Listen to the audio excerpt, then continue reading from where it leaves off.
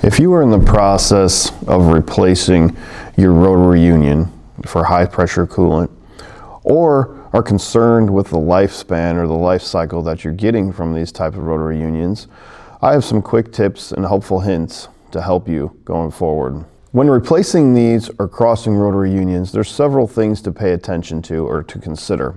When you're ready to install or replace this rotary union, there's a proper step or a proper process to ensure the most longevity for this type of union. Before connecting to the machine or the spindle, we'll want to connect our fittings for our supply line and our fitting for our drain line.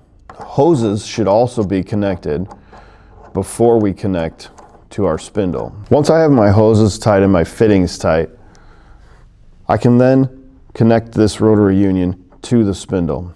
Some things we should note. We do not want to have a hose that is too short or has significant bends or forces on the rotary union. This creates a side load which reduces the life of the seals and the bearings. Our drain line, when installed vertically like this, we need to make sure that it's flowing downward. This needs to be open to the tank or back to the coolant tank. If we flow this line in this direction, it will flood the bearings in the union. When you're mounting horizontally, this should be in a 6 o'clock position. We do not want it rotated any other direction other than straight down, even if you're not using a drain line. So once this is installed and everything is connected, make sure that your hose is not putting any extra stress on the rotary union and that everything has been properly torqued to the proper specifications.